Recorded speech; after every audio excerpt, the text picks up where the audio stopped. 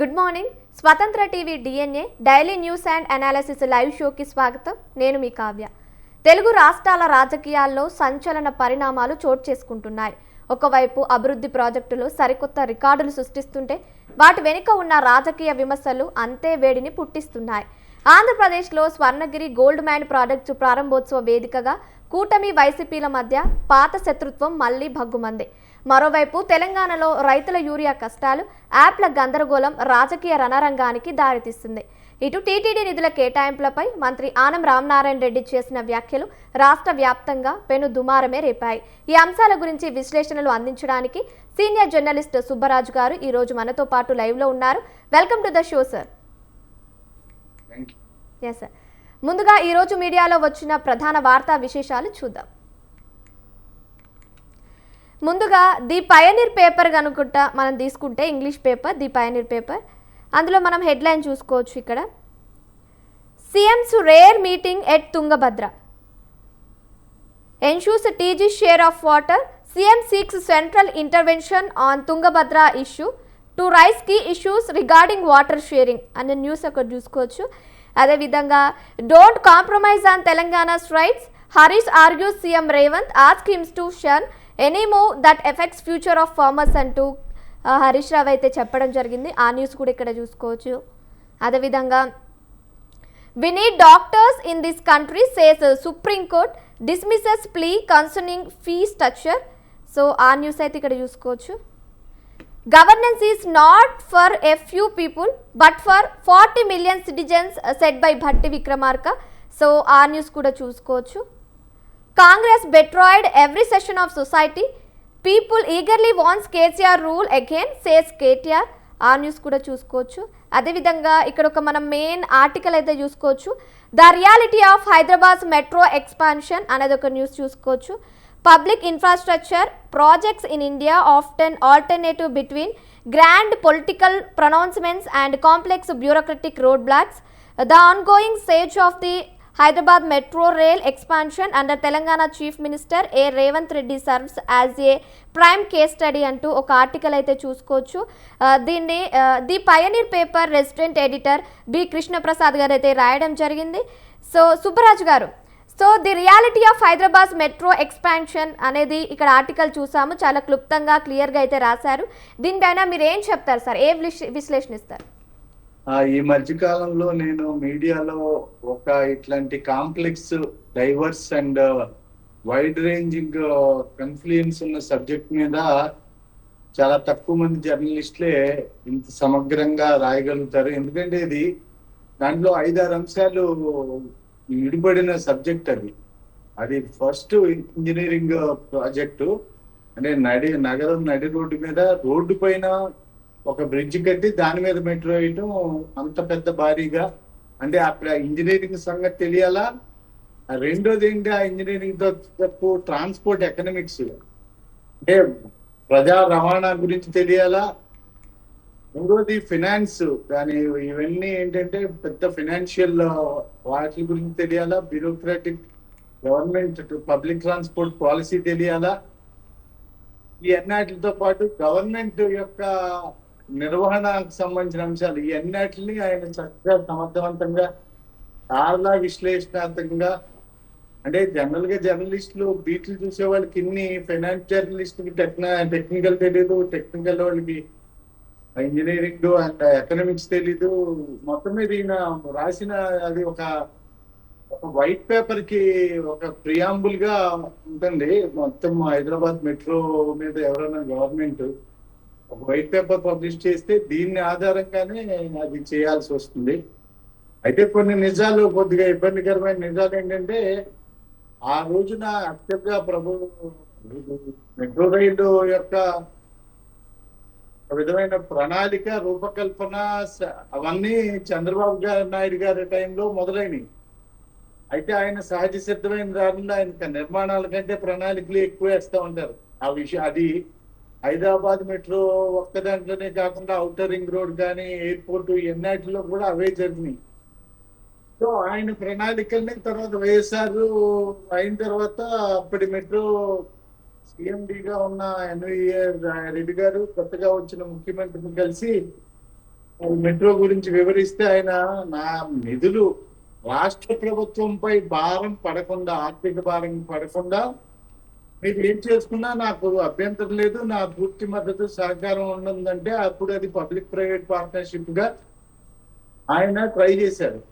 అయితే ప్రపంచంలోనే మెట్రో లాంటివన్నీ కూడా ప్రభుత్వ రంగంలో ప్రజా రవాణా వ్యవస్థలో ప్రజలకి ట్రాఫిక్ ఇబ్బందుల్ని, పర్యావరణ ఇబ్బందుల్ని, యాక్సిడెంట్ ఇబ్బందుల్ని, అందుబాటు ధరలో ప్రయాణాన్ని సాధించడానికి ప్రభుత్వాలు తమ యొక్క విద్యుత్ ధర్మంలో భాగంగానే ఎక్కడ చూసినా రవాణా వ్యవస్థలు పర్టికులర్ గా మెట్రోలు నిర్వహిస్తే అప్పటికి అది ప్రపంచంలో తొలి కానీ రెండోది కానీ పబ్లిక్ ప్రైవేట్ పార్ట్నర్షిప్ అంటే ఒక ప్రైవేట్ సంస్థ. ఎందుకంటే మెట్రోలు ఎక్కడ లాభదాయకమైన వ్యాపారాలు కాదండి, ప్రపంచంలో చాలా తక్కువ మెట్రోలే లాభదాయకమైన వ్యాపారాలు. ఎందుకంటే ప్రజా రవాణా అనేది లాభదాయకత గురించి చూడరు, పర్యావరణ హితం గురించి చూస్తారు, పొల్యూషన్ రెడ్యూస్ చేయడానికి చూస్తారు, కమ్యూట్ రవాణా సమయాన్ని తగ్గించడానికి చూస్తారు, కంఫర్ట్ ట్రావెల్ చూస్తారండి. ఏసీలో ఇవన్నీ లేకుండా గురించి మోడర్న్ నగరీకరణ జరుగుతున్న ఆధునిక సౌకర్యాల గురించో ప్రయాణం అనేదాన్ని సాఫల్యం చేయటానికి ఈ మెట్రో అనేది ప్రపంచవ్యాప్తంగా పబ్లిక్ రంగ సంస్థలే చేసే. కానీ మనకు అప్పుడు ప్రభుత్వాల దగ్గర, కేంద్ర ప్రభుత్వం కూడా మెట్రో పథకాలు లేవు. మనం కాస్త ఎర్లీగానే ప్రైవేట్ రంగాన్ని మొత్తానికి టెండర్లు కాల్పడి చేయడం, ఆ టెండర్లో మేతాస్ ఇదంతా ఎందుకు చెప్పాల్సి వస్తుందంటే ప్రభుత్వం దాన్ని యాక్చువల్ గా ఎల్ఎన్టీ సేవలు ప్రారంభించక ముందే అమ్మేద్దాం ఉంది. దానికి అర్థమైపోయింది ప్రభుత్వ ఈ టికెట్ల ద్వారా వచ్చే ఆదాయం దానికి నిర్వహణ కూడా రాదు అనేది వాళ్ళకి అర్థమైపోయింది. అయితే వాళ్ళకేంటంటే వాళ్ళకి ఈ ఇంజనీరింగ్ గా ఇతర ప్రపంచ దేశాల్లో రాబోయే మెట్రో ప్రాజెక్టుల నిర్మాణ కాంట్రాక్ట్, కన్స్ట్రక్షన్ కాంట్రాక్ట్ గా టెండర్లు వేసుకోవడానికి వాళ్ళకి ఒక ఎగ్జాంపుల్ గా వాళ్ళకి అడుగుతారు. వాళ్ళకి గతంలో మీరు మెట్రో ప్రాజెక్టులు ఏమన్నా చేశారా అని. అప్పుడు చేసినట్టు చూపించుకోవడానికి వాళ్ళకి ఒక ఇది రెండో బెనిఫిట్. ఒకవేళ లక్కీగా ఇదేమన్నా ఆ మెట్రో నగరం పక్కనే, ఆ మెట్రో రూట్ పక్కనే వాళ్ళకి కొన్ని కమర్షియల్ ల్యాండ్స్ ఇచ్చారు, వాటిలో మెట్రో వాళ్ళు కొన్ని కమర్షియల్ కాంప్లెక్స్ పెట్టి దాని నుంచి ఏదన్నా ట్రై చేశారు. కానీ దాంట్లో కూడా పెద్దగా ఆదాయాలు ఖర్చులకు సరిపడి రాలా. సో అందుకని ఇప్పుడు ఏంటంటే ప్రభుత్వం ఒక అమాయకంగానో తక్కువ అంచనాలతో కాదు, ఒక రకంగా కాస్ట్ బెనిఫిట్ అనాలిసిస్ చేస్తే మనకి నడిచే మెట్రో తక్కువ రేట్కి వచ్చింది. ఆ ఈక్విటీని పొందడానికి అంటే ఒక కమర్షియల్ గా దీన్ని ఎవరన్నా ఒక థర్డ్ పార్టీ టాప్ 4 కన్సల్టింగ్ కంపెనీలతో చేయిస్తే తెలుస్తుంది మనకి ఎంత ప్రభుత్వానికి దాంట్లో ఏమాత్రం బెనిఫిట్ జరిగింది. ఎందుకంటే ఎల్ఎన్టీ లాస్ అయ్యే అమ్ముకుంది. అయితే ప్రభుత్వ రంగంలో జరగాల్సిన ప్రభుత్వ రంగంలో జరిగింది కాబట్టి రాష్ట్ర ప్రభుత్వానికి అది తప్పదు. ఎందుకంటే వేరే వాళ్ళు ఎవరో లాస్ట్ టైం తీసుకోకపోతే మెట్రో రైళ్లు ఆయన్ని రోడ్ల మీద బ్రిడ్జిలు అలాగా వృధాగా పడి ఉంటాయి. ఇప్పుడు మనం బ్రిడ్జిలు, ఓవర్ బ్రిడ్జిలు, అండర్ బ్రిడ్జిలు హైదరాబాద్ లో 5-6 ఓవర్ బ్రిడ్జిలు, అండర్ బ్రిడ్జిలు ఓపెన్ కాకుండా 3-4 దశాబ్దాలుగా ఖాళీగా వృధాగా మూసేసి ఉన్నాయి. అట్లాగే మెట్రో అలా మూసేయడానికి సాధ్యం కాదు కాబట్టి. అయితే కృష్ణప్రసాద్ గారు మంచి సూచన, మంచి అద్భుతమైన విశ్లేషణతో బాగా చెప్పారు. అదేంటంటే దీని మీద ఒక కంప్లీట్ ఒక స్టడీ చేయాలి, దీనికి సంబంధించిన దీని మీద ఒక మంచి అంటే ప్రజలకి దీన్ని వివరించే విధంగా దీన్ని ఆర్టీఐ ట్రాన్స్పరెంట్ లో దీన్ని స్టడీ చేయాలన్నారు. మొత్తం మీద దీంట్లో చిక్కుముడులన్నీ ఆయన మంచిగా చక్కగా సవివరంగా అర్థవంతంగా వివరించారు. అది దాని గురించి ఒక ప్రత్యేక ఆ టాపిక్ మీద ఆయన రాసిన ఆర్టికల్ మీదే మనం ఇంకా చాలా మాట్లాడొచ్చు. అందుకే నేను ఇదంతా కేవలం నేపథ్యం మాత్రమే చెప్పాను. ఎందుకంటే ఆర్టికల్లో ఉండే సమాభావం తోటి యాక్చువల్ గా కృష్ణప్రసాద్ గారితో మనం ఒక ఇది కూడా చేయొచ్చు. ముందుగా దిశ పేపర్లోని ప్రధాన అంశాలు ఒకసారి చూద్దాం. ఇక్కడ మనం చూసుకోవచ్చు, 10 రోజులే డెడ్ లైన్, పార్టీకి నష్టం కలిగిస్తే ఊరుకోం, సర్పై మాట వినకుంటే పదవి ఈస్ట్, వారి స్థానంలో కొత్త వారిని నియమిస్తాం, ప్రతి ఒక్కరి ఓటు హక్కును కాపాడాలి, ఎస్ఐఆర్పై అవగాహన సదస్సులో సీఎం రేవంత్ రెడ్డి అయితే మాట్లాడడం జరిగింది. ఆ న్యూస్ ఇక్కడ చూసుకోవచ్చు. మంత్రి పదవి ప్లీజ్, కేంద్ర మంత్రి కిషన్ రెడ్డికి ప్రమోషన్, ఢిల్లీకి బీజేపీ ఎంపీల క్యూ, రాష్ట్రానికి మరో 2 క్యాబినెట్ పదవులు వచ్చే అవకాశం ఉంది అనే కూడా ఒక న్యూస్ చూసుకోవచ్చు ఇక్కడ.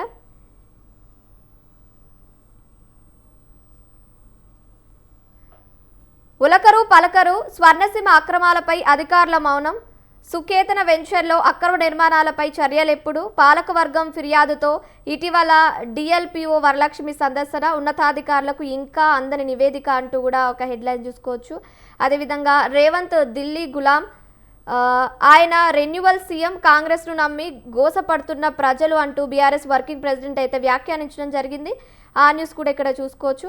వేతనం ఆధారంగా ప్రమాద బీమా 1.2 కోట్ల నుంచి 1.5 కోట్ల వరకు ప్రభుత్వ కాంట్రాక్ట్ అవుట్సోర్సింగ్ ఉద్యోగులకు వర్తింపు, నేడు ప్రారంభించనున్న సీఎం రేవంత్ రెడ్డి అంటూ కూడా ఒక హెడ్లైన్ చూసుకోవచ్చు. ఇవి ప్రధాన అంశాలు దిశ పేపర్లోనివి. అదేవిధంగా ఇప్పుడు మనం వెలుగు పేపర్కి వెళ్ళిపోదాం. వెలుగు పేపర్లు అయితే చూసుకుంటే, సర్పై నిర్లక్ష్యం వద్దు, ఎమ్మెల్యేలు ఎంపీలు మంత్రులు అలర్ట్గా ఉండాలి అంటూ సీఎం రేవంత్ రెడ్డి అయితే వ్యాఖ్యానించడం జరిగింది. ఆ న్యూస్ చూసుకోవచ్చు ఇక్కడ. కేసీఆర్ చేసిన అప్పులకే ఏటా 76,000 కోట్లు కడుతున్నామంటూ కేసీఆర్ కుటుంబ సభ్యుల మాటలు నమ్మొద్దు అంటూ డిప్యూటీ సీఎం భట్టి విక్రమార్క అయితే చెప్పడం జరిగింది. ఆ న్యూస్ కూడా ఇక్కడ చూసుకోవచ్చు హెడ్లైన్లో. తుంగభద్రలో మన వాటా మనకు దక్కాల్సిందే, రావాల్సింది 15.9 టీఎంసీలు, వస్తున్నది 5 టీఎంసీలే, సాధ్యమైనంత నీటిని వినియోగించుకునేలా చర్యలు, భాగస్వామ్య రాష్ట్రాలతో సమన్వయానికి కేంద్రం జోక్యం చేసుకోవాలి అంటూ ఇక్కడ ఒక న్యూస్ అయితే చూసుకోవచ్చు మనం. ఇంజనీరింగ్లో 1.14 లక్షల సీట్లు, కన్వీనర్ కోటా కింద అందుబాటులో 81,620 సీట్లు, కంప్యూటర్ సైన్స్ గ్రూపుల్లోనే 58,000 సీట్లు, నేటి నుంచే వెబ్సైట్ వెబ్ ఆప్షన్ల ప్రక్రియ, జూలై 1 వరకు ఆప్షన్లు నమోదుకు అవకాశం అంటూ కూడా ఒక న్యూస్ చూసుకోవచ్చు. జూలై 16 నుంచి ఆషాఢ బోనాలు వేడుకల నిర్వహణకు 20 కోట్లు, 3,026 ఆలయాలకు కేటాయింపు, ఏర్పాట్లు పకడ్బందీగా చేయాలని అధికారులకు మంత్రులు సురేఖ, పొన్నం ఆదేశాలు అయితే జారీ చేయడం జరిగింది. అది కూడా చూసుకోవచ్చు ఇక్కడ. ఏపీలో గోల్డ్ మైన్ షురు, జొన్నగిరిలో 405 కోట్ల ప్రాజెక్టును ప్రారంభించిన సీఎం చంద్రబాబు. సో ఆ న్యూస్ కూడా ఇక్కడ చూసుకోవచ్చు. ఇది వెలుగు పేపర్లోని మెయిన్ హెడ్లైన్స్. ఇప్పుడు మనం నమస్తే తెలంగాణ పేపర్కి వెళ్ళిపోదాం. నమస్తే తెలంగాణ పేపర్లో చూసుకుంటే, గుట్టుగా గుండ్రేవులా పావులు కదుపుతున్న ఏపీ, తలుపుతున్న రేవంత్ సర్కార్, తుంగభద్రపై 20 టీఎంసీలతో రిజర్వాయర్ నిర్మాణం, నేడు కర్ణాటక తెలంగాణ సీఎంలతో బాబు చర్చలైతే జరపడం జరుగుతుంది.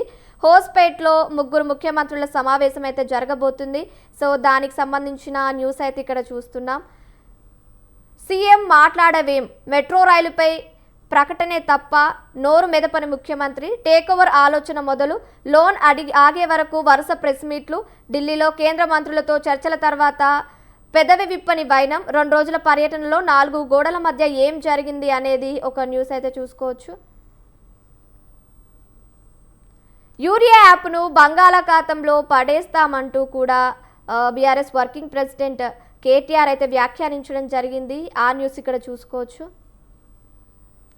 సోలార్ స్కీమ్లో స్కామ్, 1000 కోట్ల మేతకు కాంగ్రెస్ పెద్ద స్కెచ్ అంటూ మాజీ మంత్రి జగదీష్ రెడ్డి అయితే చెప్పడం జరిగింది. ఆ న్యూస్ కూడా ఇక్కడ చూడొచ్చు. ఫీజు బకాయిలు ఎప్పుడు ఇస్తారు అంటూ ఒక హెడ్లైన్ అయితే చూసుకోవచ్చు. సో ఇది నమస్తే తెలంగాణలోని మెయిన్ హెడ్లైన్స్. ఇప్పుడు మనం ఆంధ్రజ్యోతికి వెళ్ళిపోదాం. ఆంధ్రజ్యోతిలో అయితే చూసుకుంటే ఇక్కడ మనం ఒక మెయిన్ హెడ్లైన్ చూసుకోవచ్చు. ఏపీలో స్వర్ణ అధ్యాయం, ఏపీలో పండని పంటలు లేవు, దొరకని ఖనిజాలు లేవు, మంగంపేటలో వెరైటీస్, కడపలో లైమ్ స్టోన్, యురేనియం, విశాఖ ఏజెన్సీలో కుల్లంలో బ్లూ గ్రానైట్, గూడూరులో మైకా, నెల్లూరులో సిలికా అంటూ చంద్రబాబు అయితే వ్యాఖ్యానించడం జరిగింది. దానికి సంబంధించిన న్యూస్ అయితే ఇక్కడ చూసుకోవచ్చు. సాయికృష్ణ చనిపోయింది కస్టడీలోనేనా అనేది కూడా ఒక న్యూస్ అనేది ఇక్కడ చూసుకోవచ్చు. పెంచలేదు తగ్గించాం, వచ్చే 3 ఏళ్లలోనూ కరెంటు ఛార్జీలు పెంచాం అంటూ కూడా ఇక్కడ 2 ఏళ్ల విద్యుత్ శాఖపై ప్రగతి నివేదిక విడుదల చేశారు. ఆ న్యూస్ కూడా ఇక్కడ చూసుకోవచ్చు. సో ఇవి ఆంధ్రజ్యోతిలోని మెయిన్ హెడ్లైన్స్. ఇప్పుడు మనం సాక్షి పేపర్కి వెళ్ళిపోదాం. సాక్షి పేపర్లో కనుక చూసుకుంటే ఇక్కడ ప్రభుత్వ హత్యే, పెద్దలను కాపాడే కుట్రే అంటూ ఒక హెడ్లైన్ అయితే చూసుకోవచ్చు. కాపు యువకుడు సాయికృష్ణ హత్య కేసులో కీలక పరిణామాలు అయితే జరగడం చూసాం. సో దానికి సంబంధించిన మెయిన్ హెడ్లైన్ అయితే చూసుకోవచ్చు. ఇక్కడ అభిమాన జడి గుండెల్లో గుడి అంటూ భూమయ్య గారిపల్లిలో వైఎస్ జగన్పై వెల్లువెత్తిన అభిమానం. గట్టు శ్రీలక్ష్మీ నరసింహస్వామి ఆలయ ప్రారంభోత్సవంలో వైఎస్ఆర్సీపీ అధ్యక్షుడు వైఎస్ జగన్ అయితే పాల్గొనడం జరిగింది. దానికి సంబంధించిన న్యూస్ ఇక్కడ చూసుకోవచ్చు. బీసీలకు బాబు వెన్నుపోటు తొలి నుంచి నమ్మించి దగ అంటూ కూడా ఇక్కడ ఒక హెడ్లైన్ చూసుకోవచ్చు. చేయబదుల అప్పుల్లో దేశంలోనే ఏపీ టాప్ అంటూ మెయిన్ హెడ్లైన్ చూసుకోవచ్చు. అత్యధికంగా 1,72,532 కోట్లు చేయబదుల రూపంలో అప్పు అంటూ ఇదొక హెడ్లైన్. పురాణాలు హిందూ ధర్మశాస్త్రాల్లోనూ షిర్డి సాయి లేరు, దేవాదాయ శాఖ మంత్రి ఆనం వ్యాఖ్యలైతే చేయడం జరిగింది ఈ విధంగా. సో ఆ న్యూస్ కూడా ఇక్కడ చూసుకోవచ్చు. సో ఇవి సాక్షిలోని మెయిన్ హెడ్లైన్స్. అయితే సుబ్బరాజు గారు, మనం ముందు ఏపీలోని ఒక మెయిన్ న్యూస్ చూసుకున్నట్టయితే స్వర్ణగిరి వేదికగా Chandrababu versus YCP political war అయితే నడుస్తుంది. కర్నూలు జిల్లా జొన్నగిరిలో దేశంలోనే మొట్టమొదటి ప్రైవేటు బంగారు గని వాణిజ్య ఉత్పత్తిని సీఎం చంద్రబాబు అయితే ప్రారంభించారు, మనకు తెలిసిన విషయమే. అయితే ఈ వేదికపై నుండి రక్త చరిత్ర రాసేవాళ్ళు స్వర్ణాంధ చరిత్ర రాయలేరు అంటూ జగన్పై చంద్రబాబు అయితే తీవ్ర విమర్శలు చేశారు. సో తెలంగాణలో వైసీపీ నేతలు 1,500 కోట్ల భూ కబ్జాకు పాల్పడ్డారని కూడా ఆరోపించారు. దీనిపై వైసీపీ నేతలు కూడా కౌంటర్ ఇవ్వడం జరిగింది. సో దీని గురించి మీరేం విశ్లేషిస్తారు? యాక్చువల్గా ఇట్లాంటి ప్రారంభోత్సవ సందర్భం శుభ సందర్భంలో శుభము మంచి మాటలు మాట్లాడుకోవాలి. అవతల వాళ్ళకు కూడా కొద్దిగా ఆయన ఆస్కారం కలిగించే మాటలు మాట్లాడితే వీళ్ళు గొడ్డలంటే ఆయన బాంబులు అంటారు, వీళ్ళు ఇంకోటి అంటే వాళ్ళేమో ఎన్కౌంటర్లు అంటారు, వీళ్ళు అంటే హత్యాకాండ అని వాళ్ళు అంటారు. ఈ భాషకు సంబంధించిన ఎన్నికల ప్రచారంలా మాట్లాడేది కాదు సందర్భం. అక్కడ కొత్త ఈ వాణిజ్యంగా బంగారు వాటిని తవ్వే కొత్త గని యొక్క ప్రారంభోత్సవ సభ అది. ఆ సభలో రాజకీయాలు చేయటం అనేది మన ప్రత్యేకించి మన సౌత్ లో కానీ దేశంలో ఇట్లాగా ఒక నిర్మాణాత్మక రాజకీయాలు కాకుండా ప్రతి దాంట్లోని రాజకీయాన్నే మొదటిగా చూడటం అనేది ఒక దౌర్భాగ్యం, దురదృష్టం. ఎందుకంటే ఆయన సీనియర్ మోస్ట్ పొలిటీషియన్, ఆయన గొడ్డలి రక్త చరిత్ర అంటే వీళ్ళు అవతలాళ్ళు కూడా. బాధాకరం ఏంటంటే ఇవి ఇంకో రకంగా చెప్పాలంటే వాళ్ళ ప్రాంతపు యొక్క భాషను, ఇప్పుడు ఆయన రాయలసీమ వాళ్ళే, ఆ భాష ఆయన సొంత వాటిల భాషని తత్మా ప్రజలకు ఆపాదించటం, వాళ్ళు ఇట్లాంటి భాష మాట్లాడటం ఇదంతా మంచి సంప్రదాయం కాదు. సో ఏదన్నా ఉంటే కనుక ఇదిగో వాళ్ళ కాలంలో కంటే మేము ఈ ప్రాజెక్టులు మేము కొత్తగా తీసుకొచ్చాము, ఈ ప్రాజెక్టుల వల్ల ఇంత ఆర్థికాభివృద్ధి, ఇంత ట్యాక్స్ రెవెన్యూ వస్తుంది, ఇంతమందికి ఉద్యోగాల ఉపాధి కల్పన జరుగుతుంది, ఇంతమందికి పరోక్ష ఉపాధి కల్పన జరుగుతుంది, అట్లాగా చెప్పి ఆ ప్రాంత ప్రజల యొక్క అభిమానాన్ని చూరగొనాలి. అయితే రాజకీయం ఇట్లాంటి స్టేట్మెంట్లే మీడియాలో హెడ్లైన్ గా వస్తాయని అట్లాంటి హెడ్లైన్ పెట్టే పత్రికల యొక్క దాని గురించి దాన్ని చూసి కూడా ఇట్లా మాట్లాడే ధోరణి బాగా పెరిగిపోతుంది. ఈ భాష ఏదనేది నాకే అది ఒక విధంగా ప్రతిపక్షాలని మూలక నెడదాం అనుకుంటే అది తిరిగి రివర్స్ అయి బూమరంగ్ అయ్యే అవకాశాలు కూడా ఉంటాయండి. అయితే ఇక్కడ మాత్రం స్పష్టంగా తమ చేసింది తమ చేయాలనుకుంటుంది ఇట్లాంటివి మాట్లాడుకోవాలి తప్పితే రాజకీయాల్లో ఇట్లాగా పదాలు గొడ్డలి అని ఏవో పనికిమాలిన పదాలు అయ్యి వాటికి రుజువులు సాక్ష్యాలు కూడా ఏమీ లేవు. వాళ్ళ పార్టీ అధికారంలో ఉన్నది, వాటి మీద ఏదైనా విచారణ చేసి త్వరగా జగన్ జైల్లో పెట్టొచ్చు కదా. అంటే జగన్ అనేది అంతటి రక్తపాతం సృష్టించి జైల్లో పెట్టాలి. పోలీసులకు సంబంధం లేక పోలీసులేమో ఆంధ్రప్రదేశ్ లో పోలీస్ స్టేషన్ తీసుకెళ్లి రక్తపాతాలు సృష్టిస్తున్నారు, దాని గురించిన ప్రస్తావన లేదు. ఎందుకు అట్లాంటివన్నీ కెలుక్కుంటే చాలా బయటకు వస్తాయి. మొన్న ఎవరో ఆత్మహత్య చేసుకుంటూ సెల్ఫీ వీడియో పలానా నాగరాజు గారు అదే సిఐని ఆయన వల్లే నేను ఇవ్వని ఇంకో మంది తాగేస్తాను చూడండి అని ఆత్మహత్య చేసుకుని సెల్ఫీ వీడియో రిలీజ్ చేశాడు. దాని మీద ఇంతవరకు ఇదేమీ లేదు. అది మానేసి హింసా రాజకీయాల్లో పుట్టి పెరిగిన వాళ్ళు ప్రథమ వాళ్ళకి హింసా రాజకీయాల్లో అలవాటు చేయటం శాంతియుతమైన ప్రథమ ప్రాంతం ఉత్తరాంధ్ర నుంచి దక్షిణాంధ్ర వరకు ఇట్లాంటి భాష ఇట్లాంటి సంస్కారం లేదండి. రాయలసీమ రాజకీయ నాయకులు ఇరుపక్షాలు రాయలసీమ రాజకీయ నాయకులే. రాయలసీమ రాజకీయ నాయకులు వచ్చి ప్రథమ వాళ్ళకి ఇట్లాంటి భాషని అంటగట్టడం, ఆ సంస్కృతిని తీసుకురావడం, sir. ఉద్రేకతలను రెచ్చగొట్టడం, ఉద్రేకాన్ని పెంచడం, ఇవన్నీ పైగా మళ్ళీ యోగాలు చేస్తా ఉంటారు. ఇది ప్రపంచ యోగా రికార్డులు అందరినీ అవును అవును సార్. ఇప్పుడు ఆధ్యాత్మికంగా ఉండాలి కదా రాజకీయంగా. అంత ఆయనకి ముఖ్యమంత్రి చంద్రబాబుకి ఈ దేశం ఇచ్చిన దాంట్లో ఆయన ఆ దేశానికి 1% కూడా తిరిగి ఇవ్వలేదండి. అంత ఇచ్చినప్పుడు కనీసం సంస్కారయుతంగా వయసుకు తగ్గట్టుగా మాట్లాడాలి కదా. సందర్భ శుద్ధి అంటారు. ఏ సందర్భం ఎక్కడ ఎట్లా మాట్లాడాలో తెలుసుకుని మాట్లాడాలా. ముఖ్యమంత్రి హోదాలో ఒక ప్రారంభోత్సవానికి వెళ్ళినప్పుడు ఆయన పార్టీ అధ్యక్షుడు కాదు, అక్కడ చంద్రబాబు కూడా కాదు, ఆయన మహారాష్ట్ర ముఖ్యమంత్రి. పార్టీ వేదికల మీద ఆయన ఇష్టం వచ్చినట్టు మాట్లాడుకోవచ్చండి. ఆ యొక్క విభజన రేఖ కూడా లేకపోవడం, దాని వైపుగా మీడియా కూడా ఇది చేయకపోవడం వల్ల ఈ పేటరేగిపోయే భాష. ఇవి ఇవాల్టి స్వతంత్ర టీవీ DNA లోని ప్రధాన విశ్లేషణలు. రేపటి DNA షోలో మళ్ళీ కలుద్దాం. నిరంతర వార్తలు అప్డేట్స్ కోసం చూస్తూనే ఉండండి స్వతంత్ర టీవీ.